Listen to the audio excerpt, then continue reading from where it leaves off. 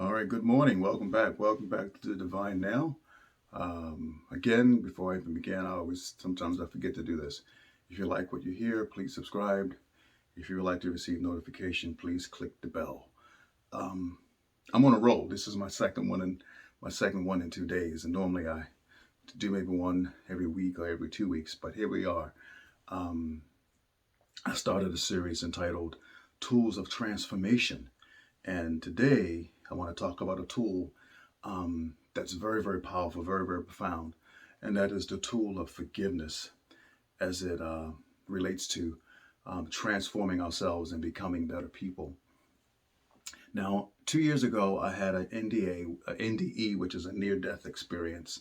And I'll save that for another video. But in that experience, I felt as if I was in the presence of God, love, peace, forgiveness.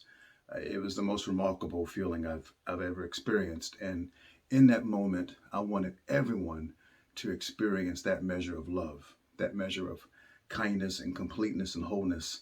And I had no enemies when I was in that place. And so for me, what I gained from that is that all things can be forgiven. It was a whole different realm, beyond time, beyond space, beyond matter. It's really hard to put words around it, but it was the most amazing thing I'd ever experienced. That being said, that was in that place, in that realm for me. When it comes to forgiveness, it's different in this place where we live: time, space, matter, experiences. And one of the things that I've realized, at least for me, that when we talk about forgiveness, sometimes forgiveness is treated in a very cheap, small fashion. Forgiveness is a very deep reservoir of possibility and wonder and strength. And it takes a lot to forgive. It takes a lot to be forgiven. But I want to talk about 5 areas of forgiveness that I think oftentimes gets forgotten.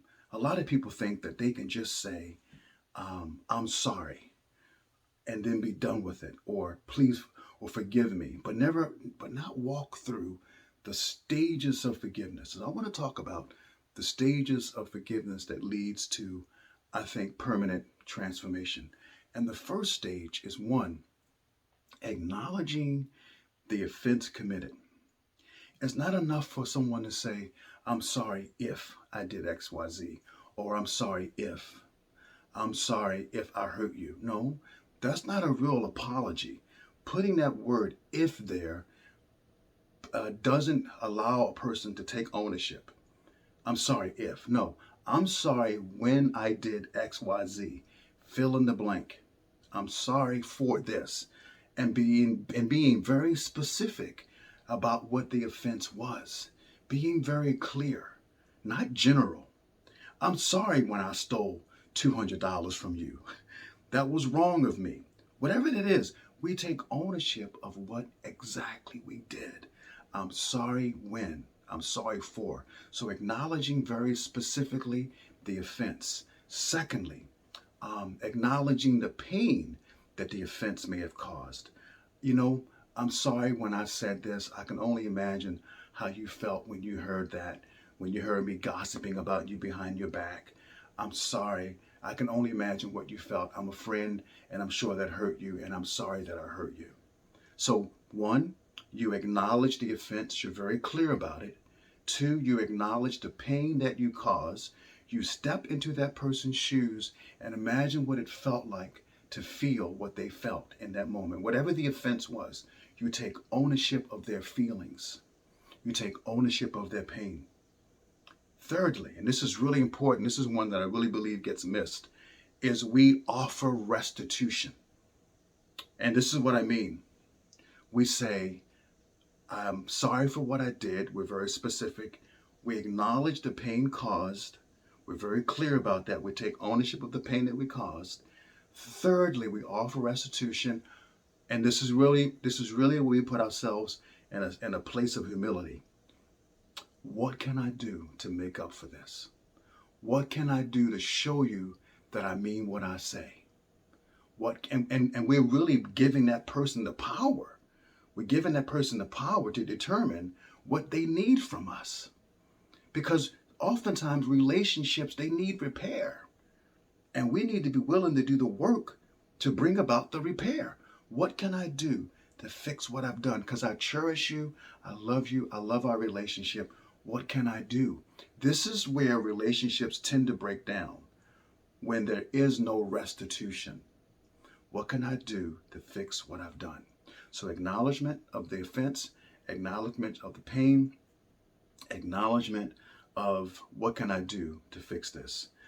Lastly, or fourthly, we go into this place of personal transformation. We make a commitment to not commit the act again. We say to the person, you know what, I'm really committed to you. I'm committed to our friendship, and I really want to work hard at not doing this again. So I'm going to work on myself in that area. I'm going to work on that area where I gossip and where I talk about people and where I judge people. I want to start working on me, looking at the person in the mirror. As Michael Jackson says, I'm starting with the man in the mirror. I'm looking in the mirror and I'm going on a journey of personal transformation because I really want to change who I am.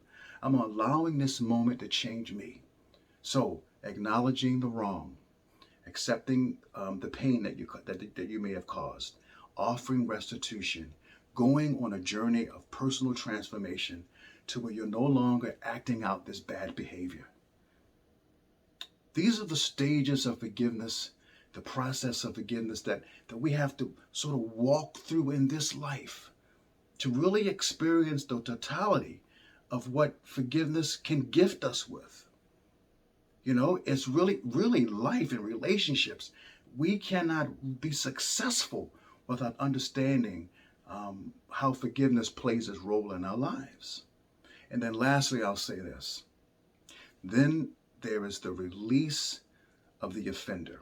When we've walked through this process, when we've gone through this process of forgiveness, now we can release the person that wounded us. Now we get to experience the grace of being forgiven when we've walked through the process. I've done the work. I've taken ownership. And now this person is releasing me from the offense. I'm free. I'm free. It no longer haunts me. It's no longer a part of me. It's no longer a barnacle on my soul. It's off of me. I'm free. I'm released. I'm released. I'm reminded of the story when the Pharisees in the Bible, they catch the woman in adultery. And here's my question. How did they catch her in the first place? Right? How did they know where she even was? But even that's another side story. They bring her to Jesus, and Jesus is writing in the dirt, and he says, "He who was without sin cast the first stone." And one by one they walk away. Because there's none of us without error, without wrong. We all blow up. We all screw up. We all mess up. We all need forgiveness. We all need that cleansing, that release. That's just a part of our human drama. So when we are able to gift each other with that, it's a beautiful thing. When we're able to release each other with that, it's a beautiful thing. But there's going through the process that takes us there. So part 2 of this, tools of transformation, is forgiveness. I hope something was said that blessed you. I hope this helps you. Consider it, and peace. Love you.